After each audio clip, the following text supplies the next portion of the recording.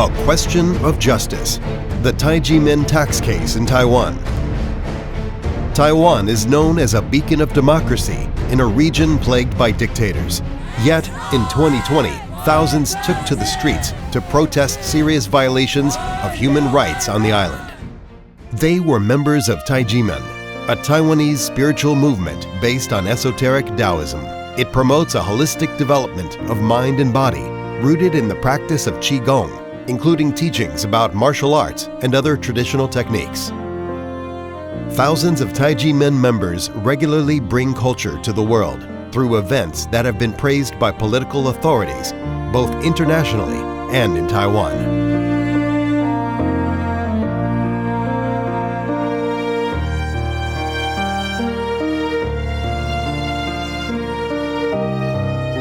Taiji Men Qigong Academy was founded in 1966 by Dr. Hong Daozi, who is also well known throughout the world for his promotion of world peace and dialogue between religions and cultures. I could see Taiji Men having a very, very positive effect for Taiwanese society. Dr. Hong's path as a spiritual teacher has not been easy. Religious liberty is something Taiwan has achieved through a bumpy road only. In 1996, largely for political reasons, the government cracked down on religious and spiritual movements, accused of supporting opposition political parties. The campaign also targeted Taiji Men, although it had not taken political sides. On December 19, 1996, Taiji Men facilities were raided, and Hong was arrested. He and his wife's assets, including private holdings not connected with Taiji Men, were frozen. These actions were carried out upon orders of Taipei Court Prosecutor Ho Guanren, who developed a personal vendetta against Hong and Taiji Men, and was later recognized by Taiwan's Control Yuan, the body entrusted with checking illegal activities by public officials. Prosecutor Ho promoted a self-help association of so-called victims of Taiji Men, which was found by the Taipei District Court to be a false organization whose leaders had created bogus claims. The court also found that there were no victims. On April 15, 1997, Prosecutor Ho indicted Hong, who was freed on bail on May 26, his wife and 3 Taiji Men members for operating a fraudulent cult.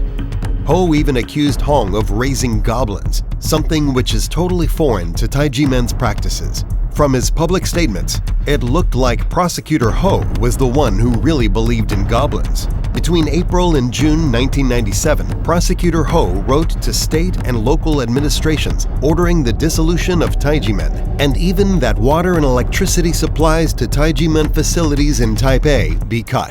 The Ministry of the Interior and local governments later annulled these orders and declared them illegal, as no decision had yet been rendered against Hong. In fact, Prosecutor Ho's case eventually collapsed. On September 25, 2003, Dr. Hong and his co-defendants were acquitted of all charges by the Taipei District Court. On December 13, 2005, the High Court of Taipei confirmed on appeal the first-degree verdict favorable to Taiji Men. On July 13, 2007, the Criminal Division of the Supreme Court of Taiwan pronounced the final acquittal of Taiji Men defendants, declaring them innocent of all charges. Compensation for the wrongful detention was given to Hong and his co-defendants. However, a byproduct of Prosecutor Ho's ill-fated actions remained.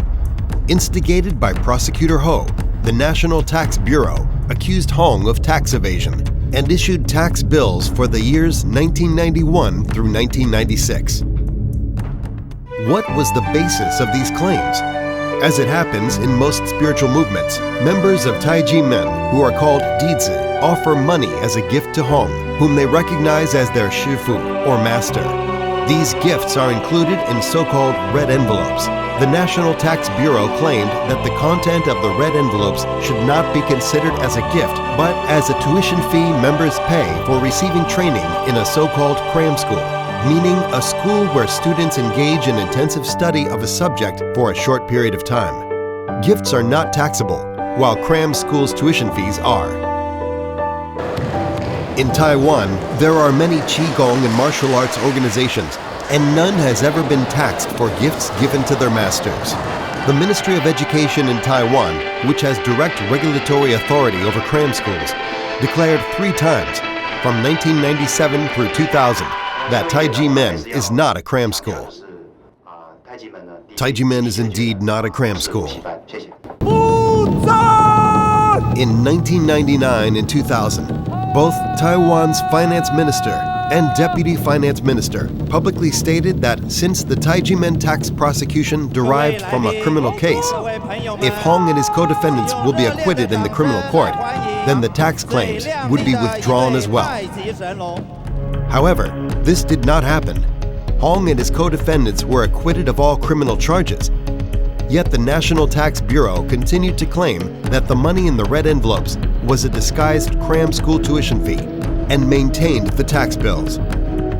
Note that the 2007 Supreme Court decision that acquitted Hong and his co-defendants from all criminal charges explicitly stated that they were not guilty of tax evasion.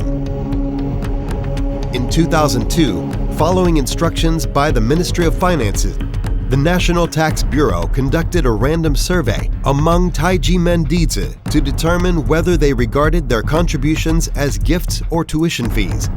All the 206 Dizi who responded indicated that they considered their contributions as gifts. However, the Tax Bureau declared that only 9 respondents had clearly indicated that their contributions were gifts. The statement was false, but the Tax Bureau refused to release the answers to the survey. Based on the Bureau's false statement about the survey, the Ministry of Finances refused to rectify the tax bills against Hong and Taiji Men. They appealed to administrative courts, and Taiwan's Supreme Administrative Court ruled in favor of Taiji Men on August 6, 2009. On July 17, 2010, the manipulation of the survey was exposed at a public hearing in the Legislative Yuan, i.e., Taiwan's parliament. Later, the National Tax Bureau agreed that a new open survey should be carried out. This happened only in 2011, and results were disclosed in 2012, revealing that there had been 7,401 respondents, and all had answered that they regarded the content of the red envelopes as gifts. The National Tax Bureau had promised to be guided by the results of the survey, yet they reacted by proposing to consider 50% of the money received in the red envelopes as gifts and 50% as tuition fees.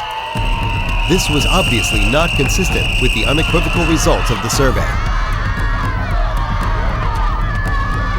Taiji Men thus started another long journey through Taiwanese courts, supported by legislators and other public authorities, and by human rights organizations throughout the world. From this long and painful struggle, they emerged victorious. In 2018, the Supreme Administrative Court ruled that the content of the red envelopes should be treated as gifts rather than as tuition fees. The basis of the 20-year persecution of Taiji Men by the National Tax Bureau had finally been removed. Unfortunately, this was not the end of Taiji Men's tribulations. The National Tax Bureau had initially alleged tax evasion for 6 years, from 1991 to 1996. After the 2018 decision by the Supreme Administrative Court, it agreed to reduce the tax bills for the years 1991, 1993, 1994, 1995, and 1996 to zero. But based on the claim that for 1992, a decision had been rendered by the Supreme Administrative Court in 2006 and was final, it maintained the tax bill for 1992, including interest. Both the Dizi and the public opinion in Taiwan understood that this was a political vendetta after Taiji Men had publicly proved the National Tax Bureau wrong. Clearly, what happened in 1992 was not different from what happened in the other years, and justice would have mandated to deal with it in the same way. Patently wrong decisions can always be revised if justice has to be served. The tax authorities treated Taiji Men as a cram school and taxed it accordingly. Since the finding of fact was incorrect, the application of law was wrong as well. Therefore, the incorrect court order should not be executed. For example, when you clearly know that a person is wrongfully convicted and sentenced to death, you should not execute the person. You should try to correct the mistake and uphold justice. If the person is killed as per the sentence, then he is unjustly killed by the government. Now that the tax authorities have admitted their mistakes and the criminal court has ordered state compensation, it is unjust for the government to auction the assets of Taiji Men's leader. If it does, that is theft of his property. No appeal by Taiwanese or international politicians, scholars, or human rights organizations stopped this vendetta. Not even courts of law were heard. On May 5th and July 23, 2020, Taipei High Administrative Court wrote twice to the National Tax Bureau of the Central Area, asking them to treat 1992 as the other years were treated. All this was to no avail. In August 2020, properties belonging to Hong were seized and auctioned, then confiscated after the auction was not successful, despite massive peaceful street protests in Taiwan and appeals by international NGOs. It may seem that this is a battle about money, but it isn't for Taiji Men. They spent in legal fees only, in 24 years of struggles, more than they would have paid had they settled with the National Tax Bureau. Insisting on conscience and justice, they did not settle. By settling, they would have admitted that they had been guilty of tax evasion, something that is both against their principles and factual truth. On the other hand, we can suspect that it really was about money for some bureaucrats. In cases of alleged tax evasion, they get a bonus on the tax bills, and some did get the bonus for the 1992 Taiji Men tax bill. It is not surprising that scholars and human rights activists from all over the world raised their voice in support of Taiji Men. Theirs is not a minor case hanging on technicalities. It has widespread implications, both for Taiwan and the world. Significantly, already in 2005, the Control Yuan had listed the Taiji Men case as one of the most important human rights incidents where it had to intervene. Taiwan is in a difficult moment in its history. Taiwan needs international friends, and it also benefits from its well-deserved public image of a country where, unlike in mainland China, human rights and freedom of belief are respected. The Taiji Men case is a relic of a bygone era, when religious liberty was still not fully respected in Taiwan. The petty tax vendetta against Taiji Men, however, raises doubts on whether the problems of the past have been fully overcome and is detrimental to Taiwan's international image. The fact that Taiji Men's properties were seized and auctioned on the eve of the establishment of Taiwan's National Human Rights Commission on August 1st, 2020, was an unfortunate coincidence, which contributed to the impression that the official rhetoric is at odds with the behavior of some rogue bureaucrats. The case has also international implications. It is a perpetual temptation for politicians and others in power to persecute religious and spiritual minorities that they, for whatever reason, do not like through the misuse of the tax system. The European Court of Human Rights is just one among several authorities that have ruled repeatedly that tax bills cannot be used to discriminate against religious and spiritual movements a government does not approve of.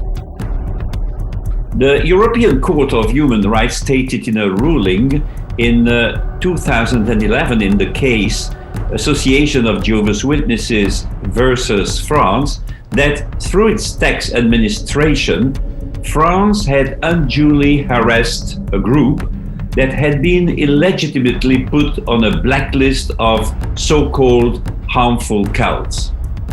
The court went to explain that monetary offers made by devotees to their spiritual leaders or organizations are obviously gifts. The court concluded that considering donations as taxable payments is a typical way that some governments use and misuse to discriminate against movements that they don't like. But this is illegal under international human rights law. I think that it is as bad, if not worse, to allow an injustice to continue as it is to create the injustice in the first place. And that is what's happened here with Taiji Men. Taiji men are not fighting for themselves only. They raise a crucial question of justice, freedom of belief, and human rights. In this sense, we are all Taiji men. The injustice perpetrated against them is injustice against all of us. Their victory will be our victory.